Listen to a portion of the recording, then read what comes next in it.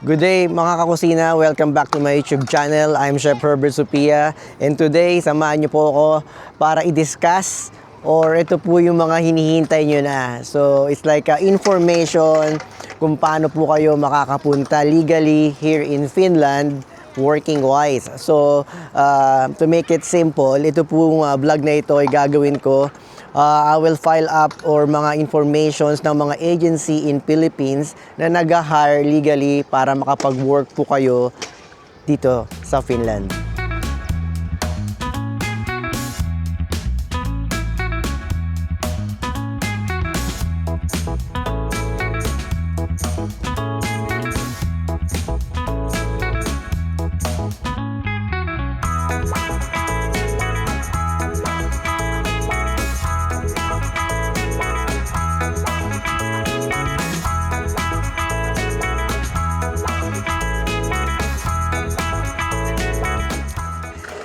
Okay mga kakusina, again, I'm Chef Herbie and I'm here in Finland.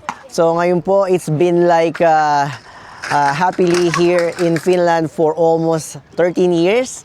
And ngayon po, itong vlog na ito is para sa inyo. So kung kayo po ay nagbabalak mag-work abroad, you name it dito sa Europe, so isa po ang Finland na dapat nyong i-consider. At bakit? Kasi po, there is a work-life balance, meaning talaga po meron kayong 2 days off in a week, and then only 7.5 hours per day, and of course, lahat po ng benefits is included. And of course, isa po sa malaking benefit is like pag nakapag-work po kayo dito, madadala nyo yung family nyo. Yes, yun ang isa sa reward. So ngayon po nandito po ako sa Vantaa, is like under CU2, katabi po ito ng Helsinki and then Espoo. So ngayon po nandito ako sa park para kasi po napakaganda ng weather ngayon. It's almost like 20 degrees. Yes.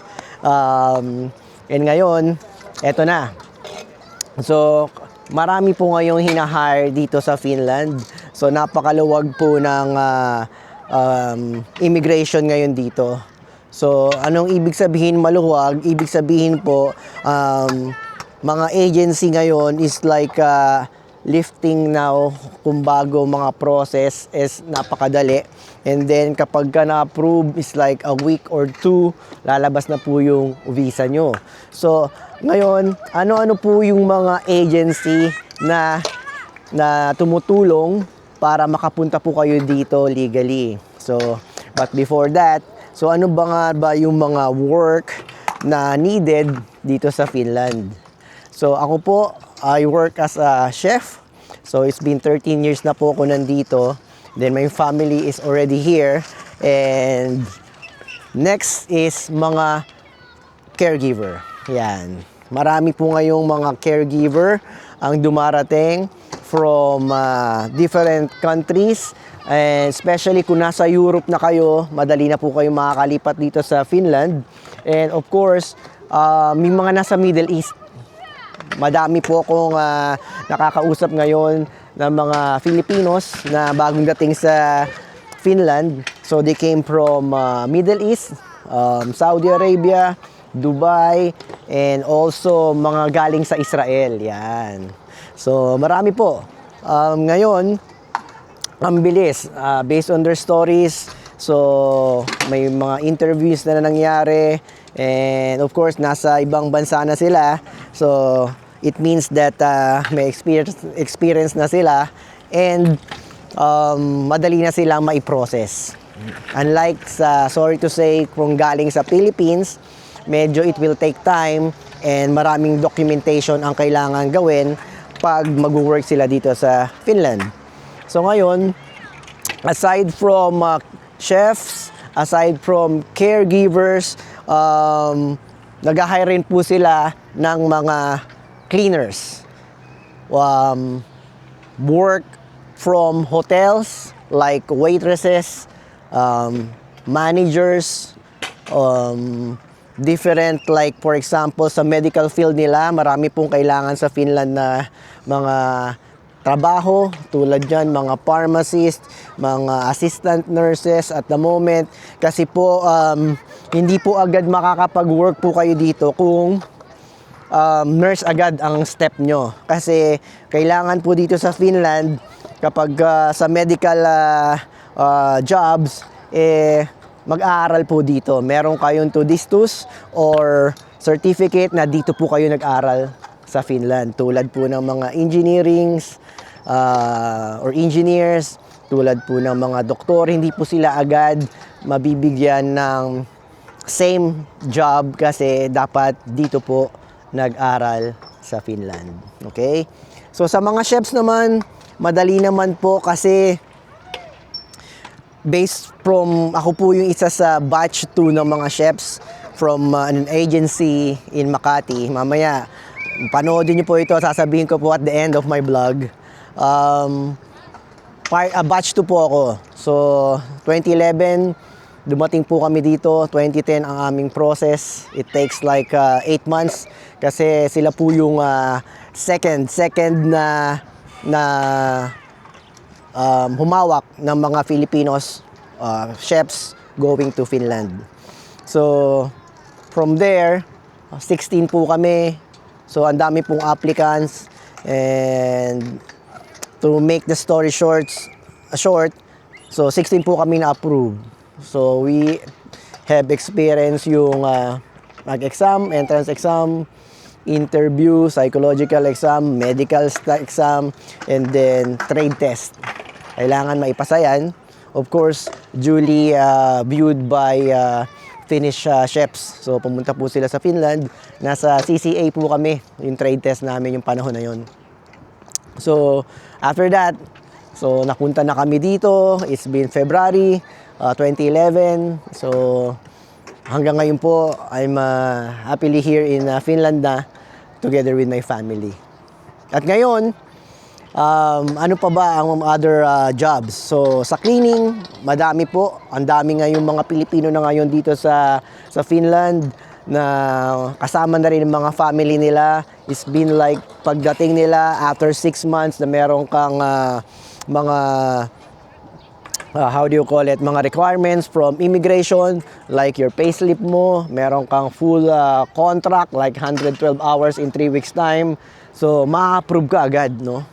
So, of course, tinitingnan ng immigration kung kaya mo bang buhayin ang family mo dito via your payslip or salary. So, ngayon, sa Finland naman, pwede kang may isang work contract and then pwede ka naman mag-extra sa iba.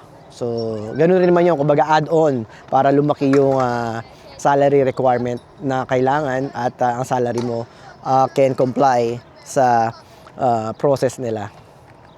So, after that, madadala mo na yung family mo. Okay? So, ngayon, sasabihin ko na sa inyo yung mga agency na based sa mga nakakausap ko nandito na sa Finland, yung mga nakatulong sa kanila legally. Okay? First and foremost, yung agency ko sa Philippines. Wala po akong binayaran, kundi government fees lang. Ano po ba yun? Yung legal government fees, like yung panahon noon, PhilHealth, then some, if I recognize or if I can remember, is like, aside from PhilHealth, if I remember something like sa POEA, yes, yan, POEA. And then noon, yung panahon na yung POEA pa. So, yun lang naman. And then yung medical namin, sinagot ng yung batch ko, sinagot ng agency namin or ng agency here in Finland.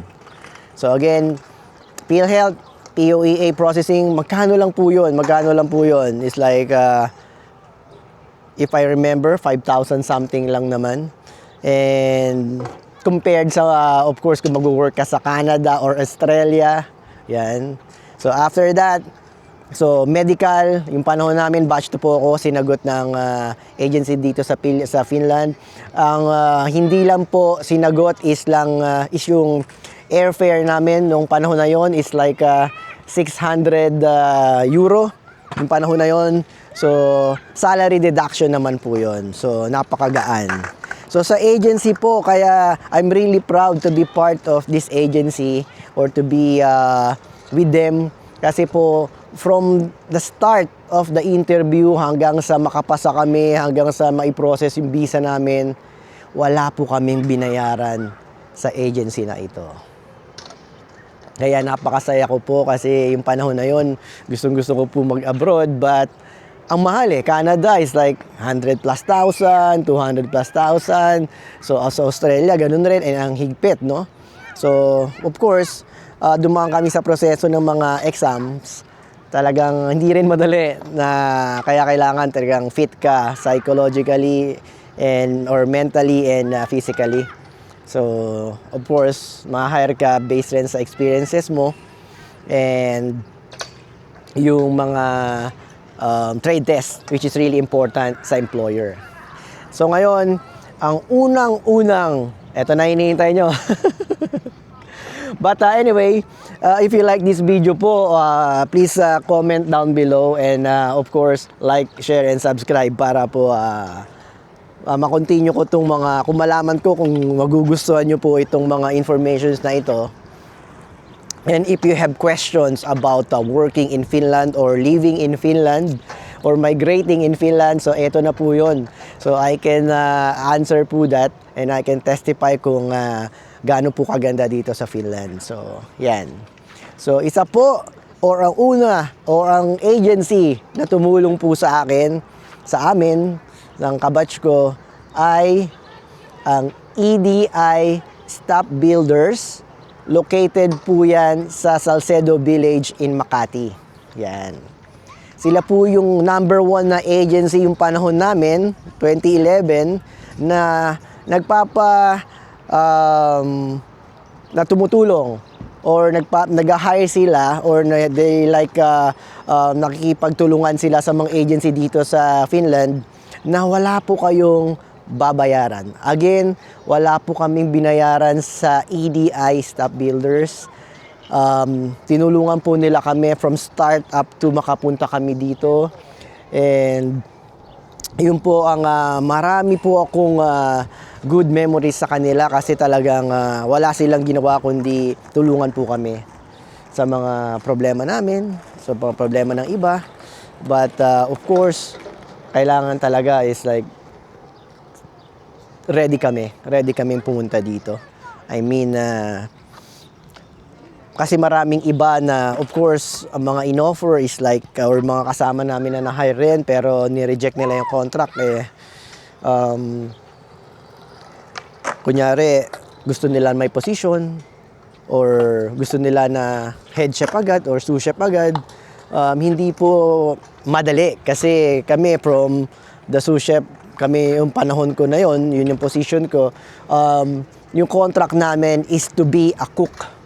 A cook, from a manager to a cook. Parang kung hindi mo kayang i-absorb yun, parang yung marami po ako, 5 po sa kabatch ko, hindi po tinuloy yung kontrata nila. Pero pagdating naman po dito, ito pala ang sistema ng Finland.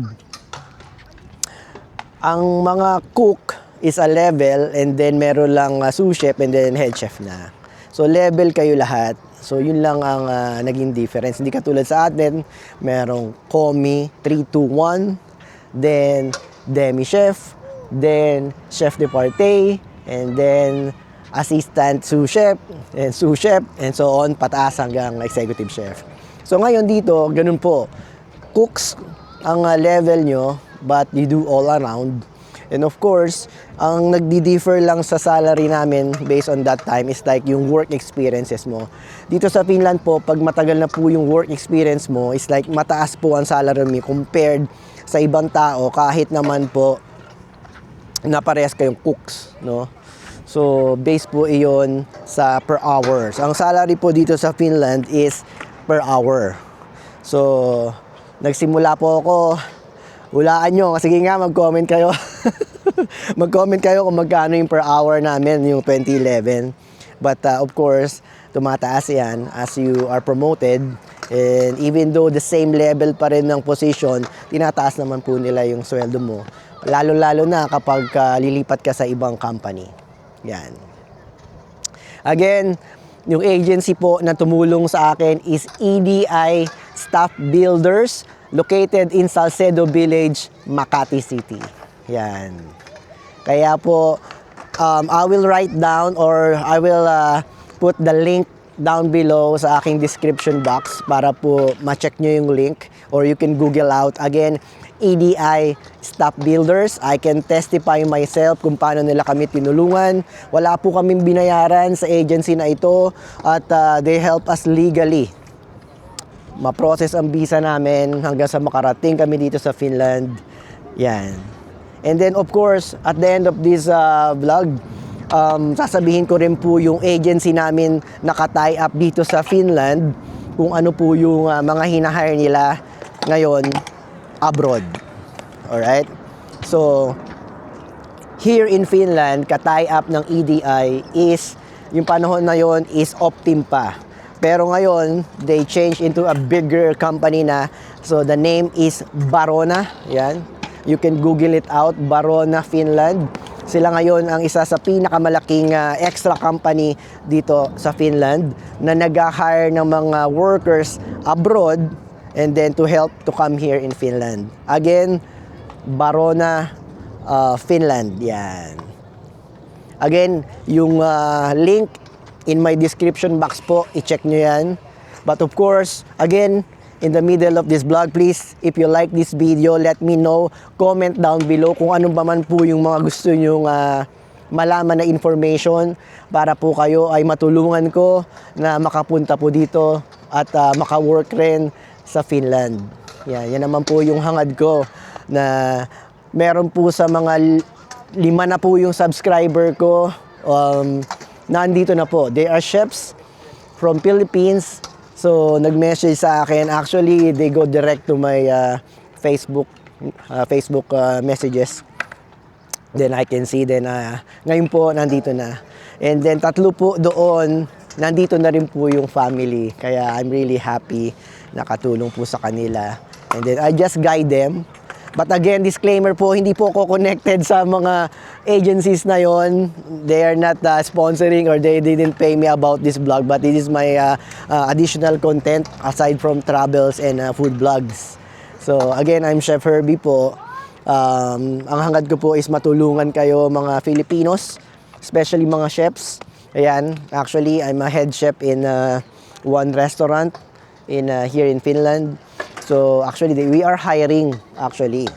But mas madali po kasi kung nandito na kayo. So pag nasa Finland na kayo, I can really like hire you straight away with the help of the owners para po maka-work po kayo and then magkaroon po kayo ng more experiences and more higher salary kasi ganoon naman talaga kapag they trust you na, they give you the position and then they let me like choose kung sino man po yung dapat maka-work dito, kung sino dapat magstay. Ayan.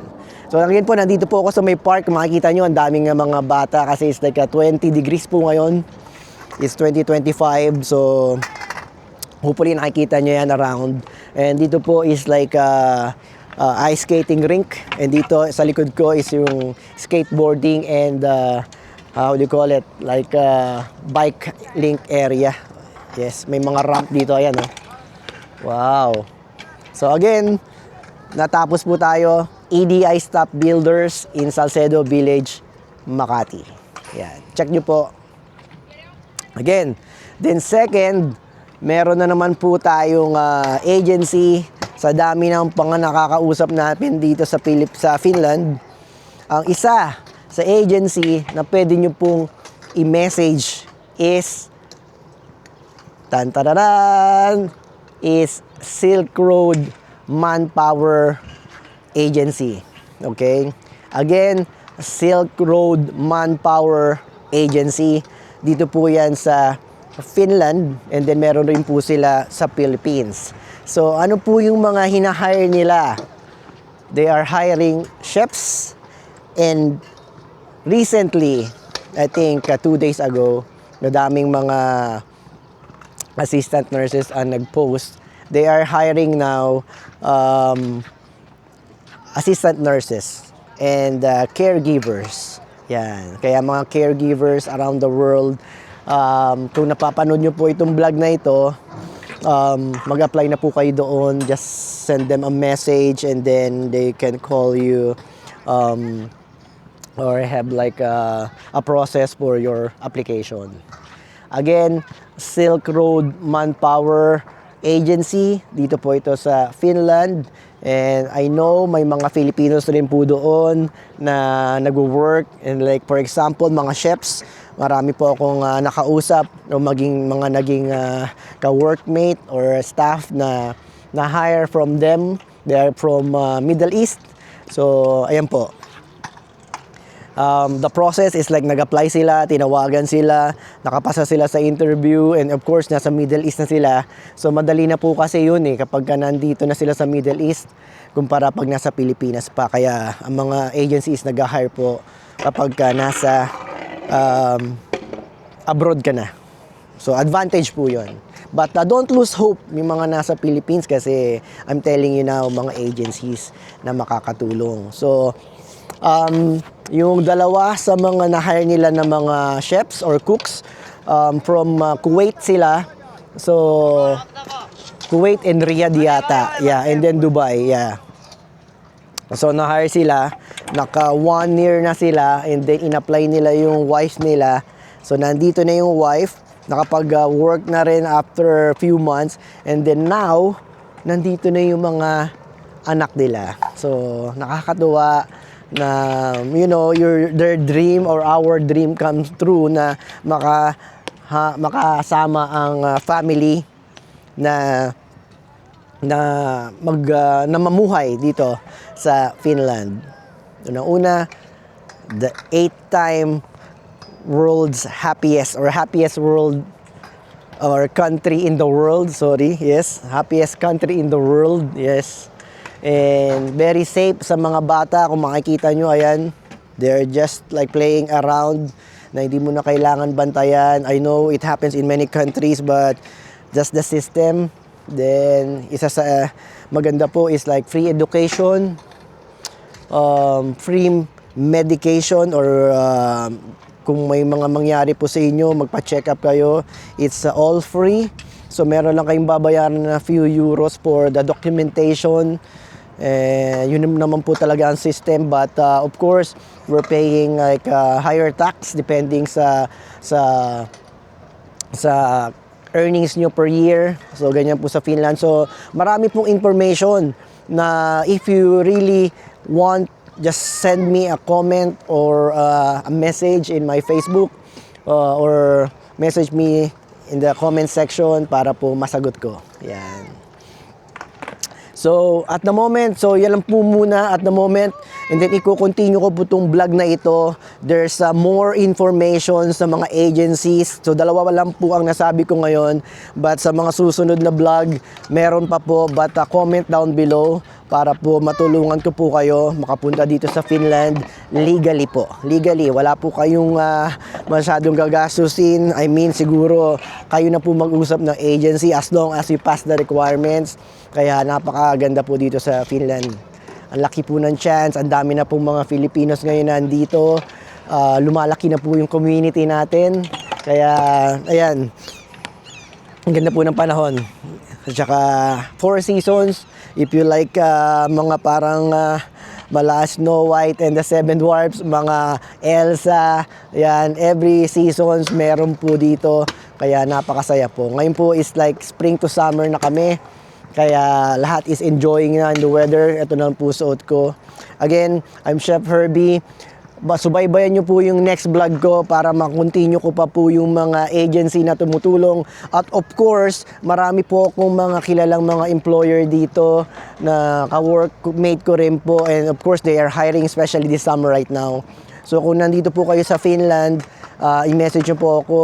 At meron po ako mga several mga friends or agencies or mga employer, mga owner ng mga restaurant na pwede po nating ma-message at ma-forward kung gusto niyo po lumipat ng company as a chef. Alright?